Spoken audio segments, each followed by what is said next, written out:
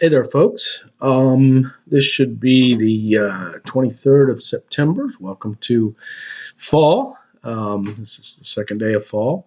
Today we're looking at this should be our 11th class meeting, I believe, and we're looking at chapter 9 and looking at volcanoes today. So volcanoes are kind of one of those iconic parts of the earth. In other words, even as little kids, one of the first things we learn about when we learn about geology, I guess, is learning about volcanoes. And many third grade science fair projects are building a volcano and watching the lava come out. So we've heard about volcanoes for a long time. We know a little more about them than, say, we know about metamorphic rocks. Um, but volcanoes also are very dramatic in that they've changed the course of human history many times. So volcanoes are going to be kind of interesting to look at and how they behave and how they fit into plate tectonics. So let's jump into chapter 9, the wrath of Vulcan. Vulcan, of course, was the god of the underworld, god of fire, and volcanoes, that's where the name volcano came from these gods. So anyway, let's think about some volcanoes that have happened in the past that were very dramatic. Probably the most dramatic and the one that we probably know a little bit about was a volcano in Italy called Vesuvius. And of course, in the year 66, was it? I have to go back and see what the date was. 79, sorry. In the year 79, Vesuvius, which is a volcano just south of Rome. This happened during the Roman times. And so Vesuvius, there was lots of farms around Vesuvius because volcanoes make very good soil. And so even today around Vesuvius, there are lots of farms and people grow all kinds of plants and crops and stuff. And so there's still lots of people living around Vesuvius, just like they did back in 79. And so one of the towns was called Pompeii, and Herculaneum was another city, a coastal city that was near the volcano when it erupted in 79. And it's famous because it was completely buried in ash. And by completely buried, I mean it was gone, and people ran away, obviously, from this, and were gone for such a long time that by the time they came back, Pompeii was literally forgotten, and people built cities right on top of Pompeii. Didn't even know that it was there until someone was digging a basement and came in to find the ruins, and that was back in the 30s, 1930s. And so since that time, Pompeii has been excavated, and now today you can go and see. And it's not all unearthed yet, but you can go back and see quite a bit of it. It's amazing because, like I said, it was buried. Literally, people were eating lunch, and so when they started to dig the place out, they found literally tables with food on them. So it's important for archaeologists because it gives us a real glimpse of daily life in Rome at the time. And so it's an important event in history, and it did change quite a bit what happened in history. So anyway, there's Vesuvius, and you can see the locations of Pompeii and Herculaneum. Again, you can go there today and take tours and walk through the streets, and there are some of the streets. Probably one of the more amazing things that happened during this event was this ash that came down was so fine that when it buried the town, it buried people. The people probably died from the gas that was released. So the gas probably got there first and the heat. So they probably died before the ash actually buried them. So most of the bodies that we see, or at least the images of bodies that we see, are people that have already died. But the amazing thing was that the ash covered these folks up, and then over time, with rain and pressure, the ash sort of solidified into a rock. And so when this town was being unearthed, was being excavated, they would find these holes. You'd be digging along, and all of a sudden you'd kind of come through this little hole, and they started pouring plaster into these holes, and then would dig around the plaster, and came up with these amazing images of people. So the holes were literally where the people had been. The ash had gone around them and gotten hard. The people's bodies, of course, had decayed.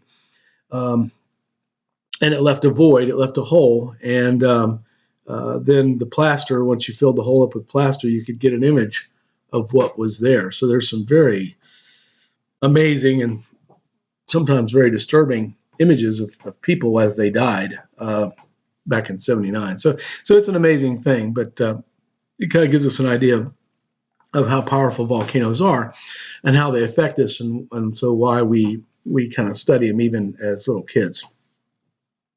So, what are volcanoes? We know that, excuse me, we know that volcanoes now are part of plate tectonics. In other words, these volcanoes are literally cracks or fissures in the crust of the Earth that allow the molten material in the mantle and in the asthenosphere to come up and escape, and that's the lava that we see. Once the magma hits the surface, it's no longer magma; it's called lava.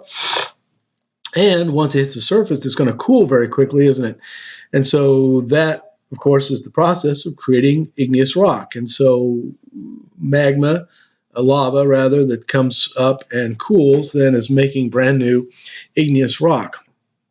And so that's essentially what volcanoes are.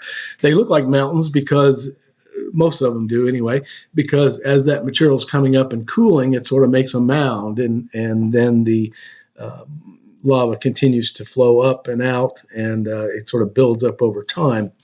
And so that's what gives the volcano sort of its mountain shape. So lava itself can have lots of different characteristics, as we've already seen when we talk about igneous rocks, right? There are different kinds of igneous rocks because they were formed from different kinds of lava. Some were formed from lava that came to the surface, extrusive igneous rocks, and other rocks like granite were formed inside the earth as they cool more slowly. Um, and so the process of cooling plus what the rock is made of, what crystals, what minerals are in this lava that would be allowed to grow. So we're going to look at the word viscosity. Viscosity, I think we've already talked about a little bit, but viscosity, as you remember, is the ability for a liquid to flow. We said that maple syrup, right, syrup that you pour in your pancakes is more viscous than water. Water flows freely. If you poured water on your pancakes, they would flow out kind of freely, but pancake syrup would flow much slower. Toothpaste is even more viscous than maple syrup. So if you poured a thing of toothpaste out, it might look like it's not, moving at all, but if you came back a few hours later, it might have spread out. So viscosity has to do with the ability of a liquid to flow, and it has to do with lots of different things, as your book tells you there: chemical composition, temperature, gas content, but also, very importantly, silica. So we're going to find out that the more silica there is in a particular amount of lava, the more viscous it is, the less it wants to flow.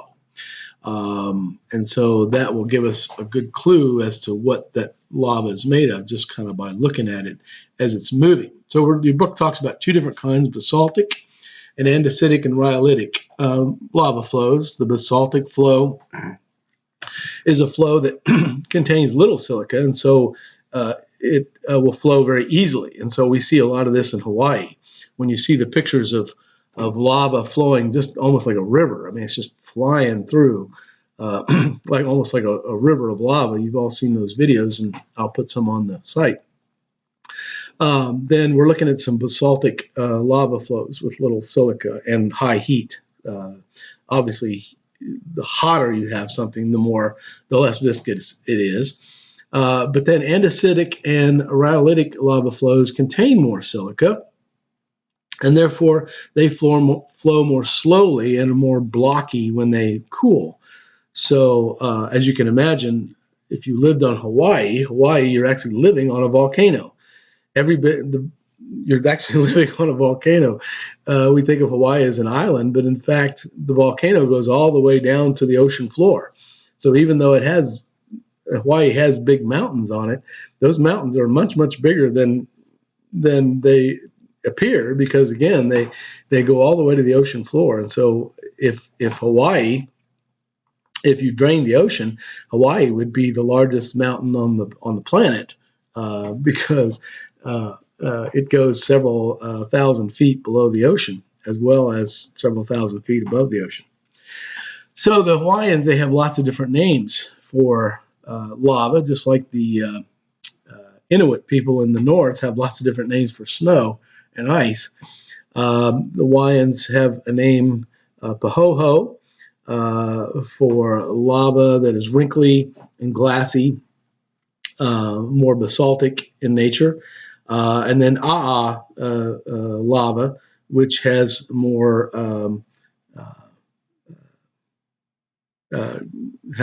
silica in it.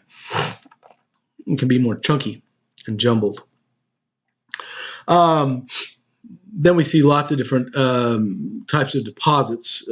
Again, once a volcano has erupted, right, it leaves behind deposits just like a sedimentary rock would if it was carving up a mountain. And so we can go back and look at those deposits, and we can really read a history of how old the volcano is, how long it's erupted, when it has erupted, what the eruptions are like, all those sorts of things. So that helps us too when we're trying to study a volcano and understand, is it going to erupt again tomorrow? Is it going to erupt again in 20 years? So that's very important when we look at how volcanoes form and what they're likely to do in the future. So here are some different kinds of volcanoes and some of the stuff that's left behind by volcanoes. These pillow basalts usually mean that the lava was put down underwater below sea level. And so these lavas will come out molten and cool very quickly into these little balls. And so this would be a clue that this particular lava formed underwater, even though today, of course, it's not. So this would be a very old deposit of pillow lava. We call this pyroclastic debris, and there can be all kinds of different things like ash, we've already talked about with Vesuvius and the destruction of Pompeii. We get lapilli, which is little stones. And again, when it's raining, these stones, literally they can be thrown up in the air and can rain down and can cause obviously as much destruction as lava. You can have blocks, you can have chunks, you can even have things called bombs. And the bombs can get blown out of a volcano and can be very, very large. It can travel very far. And so definitely something, even though you're far away from a volcano, these things can travel miles. And so you have to be very careful around eruptions. So these are all the different kinds of pyroclastic debris from different kinds of eruptions. And we'll talk a little bit more about some of these in just a little bit later. There you can see some basaltic lava being kind of spewed out of a volcano in Hawaii. And there you see some of those bombs and blocks on the ground. That one there, that's Chile. I was saying it's Pinatubo. But there you can see the ash. And so that ash can go thousands of miles into the atmosphere. And just like giant rain clouds, it can travel all the way around the earth. And there's instances where volcanoes have erupted and they've changed climates on the planet.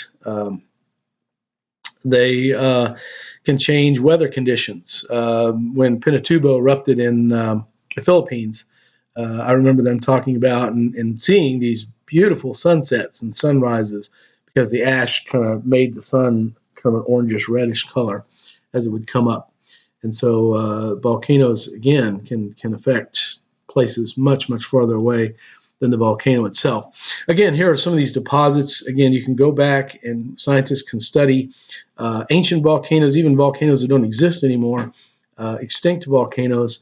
We can look at what they did when they were here and understand their character and behavior.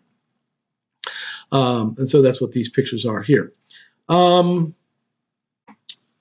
Your book here talks about other deposits, these pyroclastic deposits that we've seen, also what they're calling sedimentary deposits. And again, these are layers and layers and layers of different kinds of debris that we go back and can study. Your book here talks about a lahar, and lahars are essentially a mixture of ash and water and literally cement and the things that we think of as concrete come from volcanoes. In other words, it was the Romans who discovered concrete because they were using ash from volcanoes and mixing it with water and were building buildings with it. So the lahar is literally tons and tons of concrete, and when they come down the mountain, they can destroy anything in its path, and anyone who gets in the way of this lahar, once it stops, the material actually hardens up like hot concrete. So there's been instances where people have been caught in this stuff and literally had to be chiseled out of it in order to save them because it hardened and literally became like a natural concrete. Gas is another big product of volcanoes. Not only water in a gas form, but also carbon dioxide, sulfur dioxide, hydrogen sulfide, things like this that are formed down in the earth and then released when volcanoes erupt can be a real problem. And so you can see these gases. If you remember that rock I showed you that was a igneous rock, the piece of frozen lava, basically you could see the gas bubbles. You could see where gas had escaped and popped a little bubble and was left in the rock. So you can see that gas in these rocks. And here's another picture of a volcanic rock, and there you can see the holes that the gas caused. As the gas escaped from the rock and popped, it made a little hole, and then as the rock cooled and froze, then that hole remained. So you can tell that gas is a big part of what comes from volcanoes. So what kind of volcanoes are there? There are different kinds of volcanoes, but all of them are formed underground from what we call a magma chamber. So there's a large amount of molten material that begins to bubble and form close to the surface.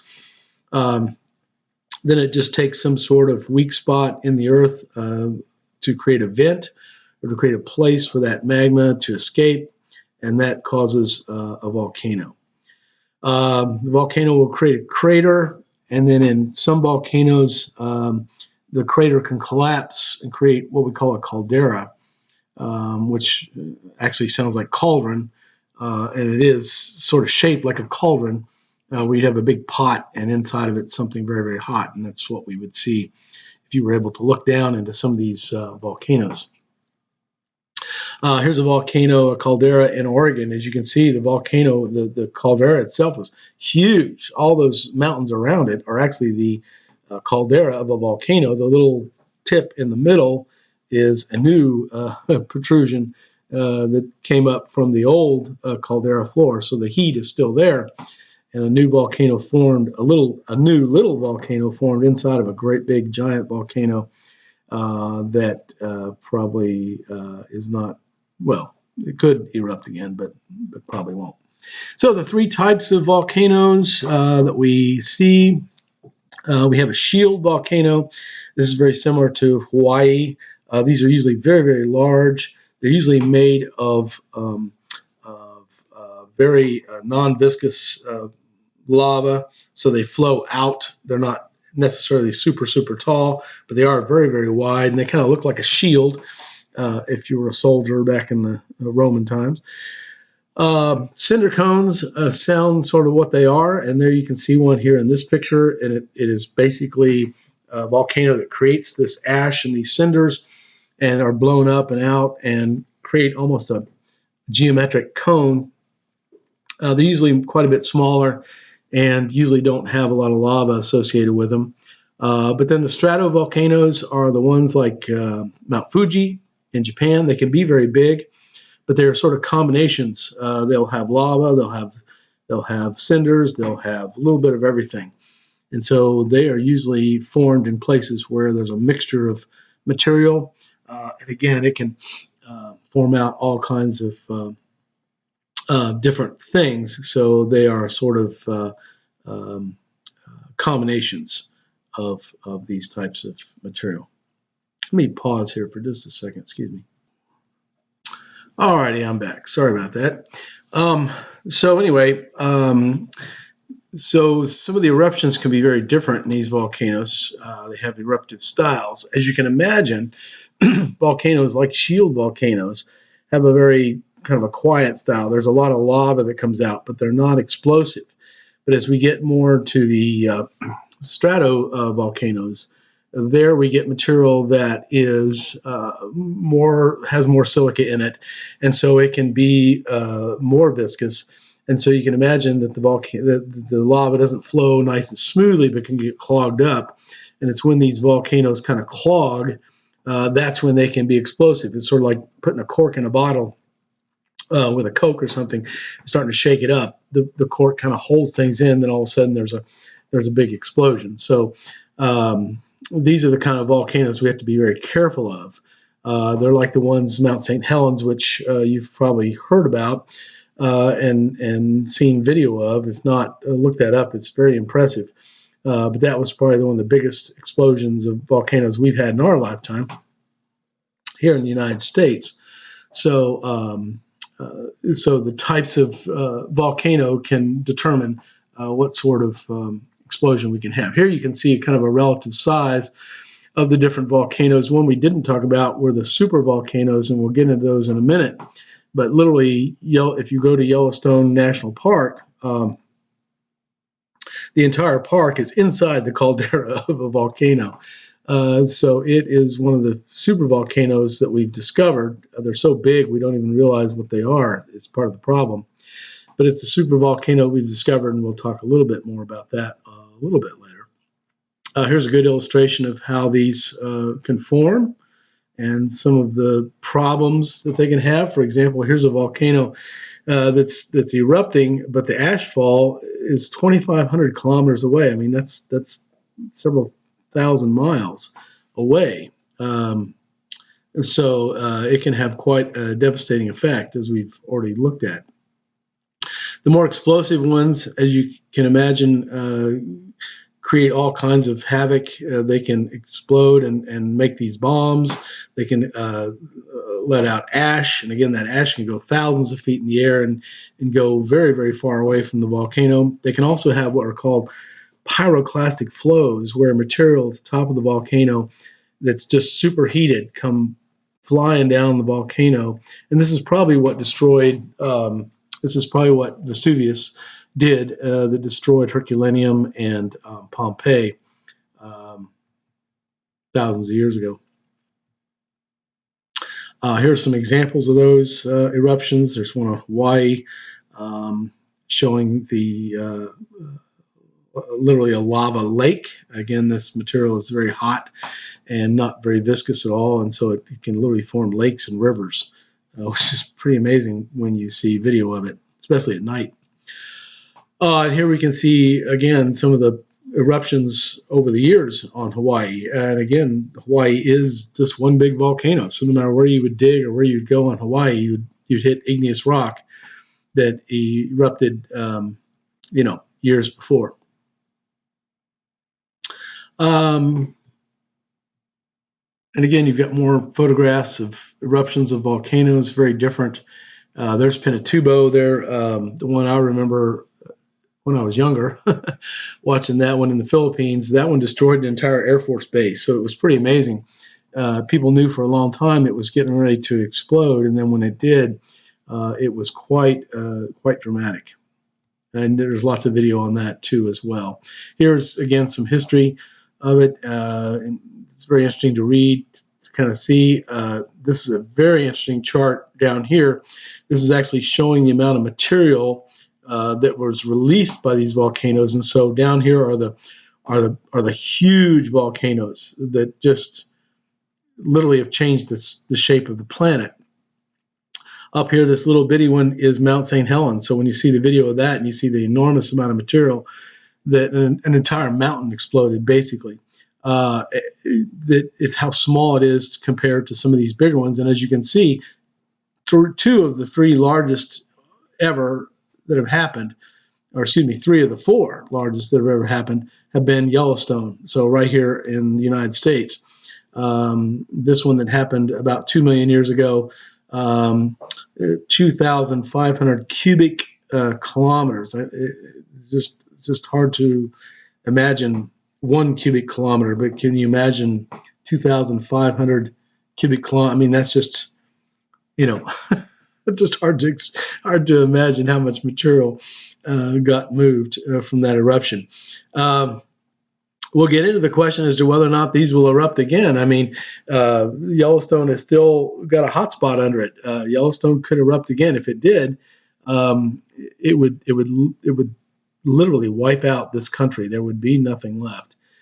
Here you can see some pictures of Mount St. Helens and some of the destruction that happened there. It all kind of blew out on one side. So if you'd been on this side of Mount St. Helens, even close to it, not much would have happened. But anywhere out in here where it kind of blew out on the side, and again, when you watch the video of that, you'll see what I'm talking about.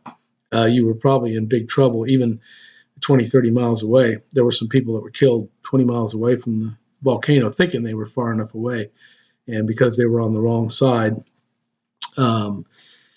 they were not far enough away. Again, more images and discussion about some of this ash. Now, we're going to talk here in just a second about how it affects people. And so you can imagine if you were a jet airplane, you wouldn't want to fly through that. And we've had those issues before. And again, this talks about the fact that volcanoes are a part of plate tectonics. And so we've seen volcanoes at mid-ocean ridges. We've seen volcanic arcs that create the subduction zones that are caused by the subduction zones that cause the deep trenches like at Marianas. Then we see volcanism at the continental rifts where literally continents are being pulled apart. There's a big one in Africa, and of course there's one in the Middle East. And so the continent is coming apart, and that creates weak spots in the crust that can cause volcanoes and volcanic activity to take place. Then these hot spots. I mean, we've talked about Hawaii quite a bit. Hawaii isn't anywhere near one of these plates edges, is it? Hawaii is in the middle of a plate. And so occasionally you get these hot spots, places in the middle of a plate where the material below is considerably hot for whatever reason. And the crust above is weak enough that this material can find its way to the surface. So Hawaii has volcanoes out in the middle of nowhere, literally, in the middle of a plate. Even though it's not near an edge, these volcanoes can happen. So literally, they can happen just about anywhere. There again, you can see the locations of all the volcanoes, and again, it's issues of. This is one way we were able to find the edges of plates was by tracking volcanoes. So you can see that most of the volcanoes happen along the edges. We do have, again, some hotspot volcanoes. There's Hawaii, like right out in the middle of nowhere. A few other little hotspot areas. Even in our own plate, there we see some volcanoes that are farther away from the edges, like Yellowstone, and hotspot volcanoes out in Africa. And so they do occur. They're not uncommon, but they're not part of the plates system as we think of. And there, of course, to these island arcs. There's the Aleutian Islands in Alaska, where there are lots of volcanoes and earthquakes and volcanic activity.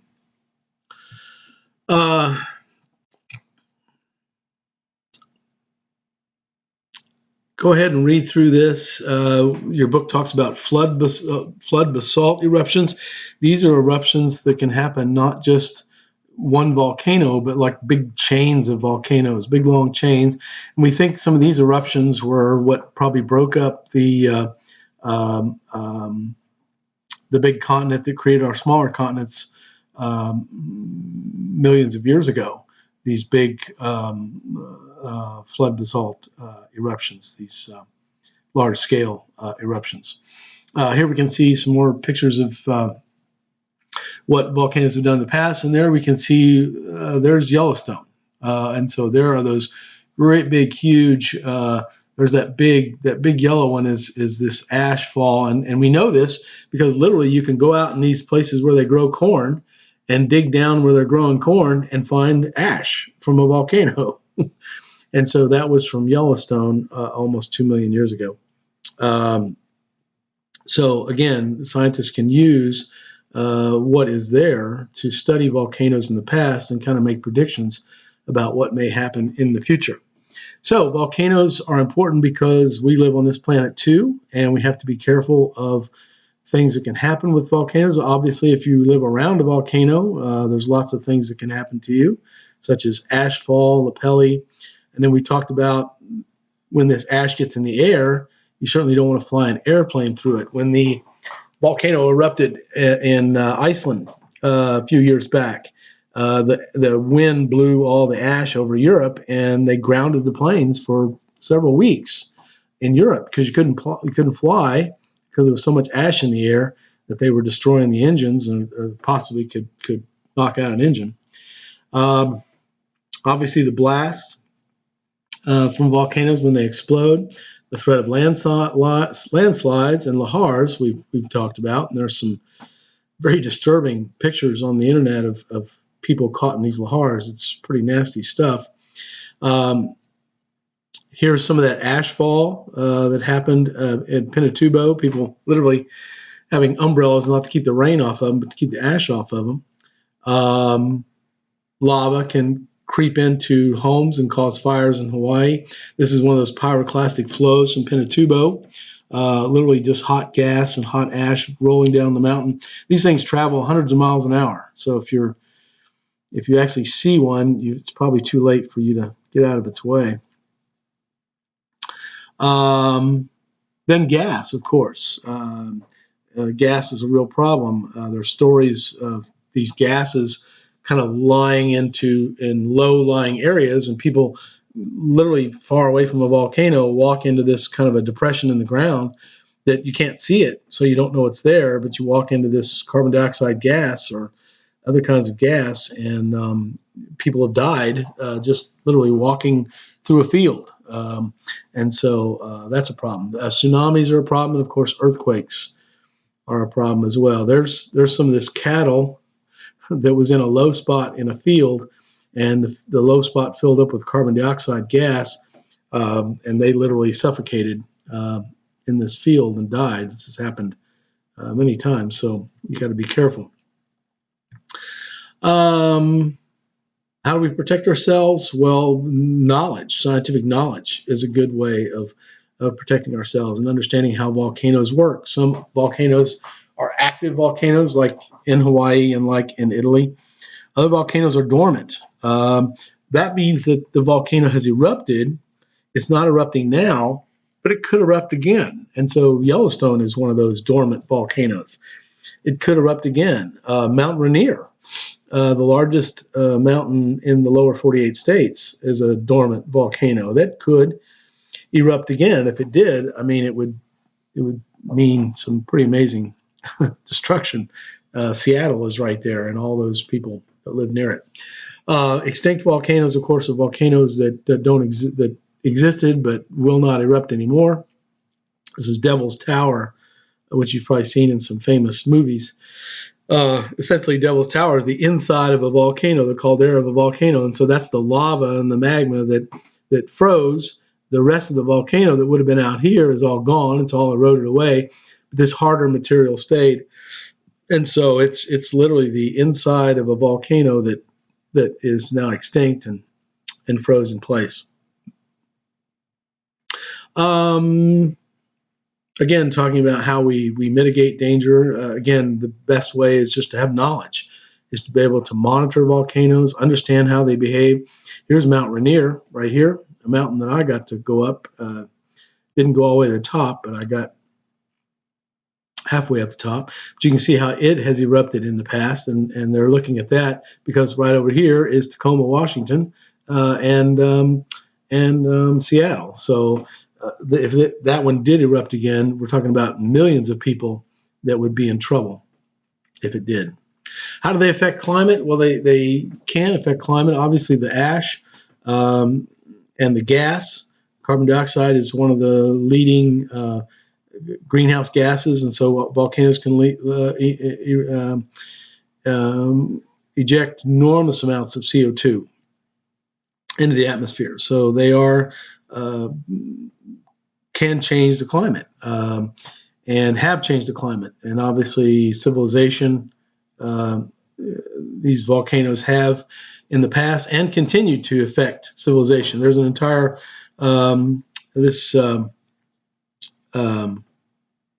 oh, that's not the one I was thinking of. I was thinking of the French island down in the Caribbean. That the island itself, people lived all over the island, and when the volcano erupted, half of the island is now off limits. People can't live there anymore. So that's another episode where volcanoes have changed. And again, it was because volcanoes are good things. I mean, the soil around a volcano is incredible. They have all these great vineyards and stuff, and some of the best wines in the world are grown next to a volcano. So it's just difficult to live with something that could be so destructive. There are volcanoes on other planets. We know that the largest volcano in the solar system is on Mars, but of course Mars now is frozen rock. That volcano is definitely extinct.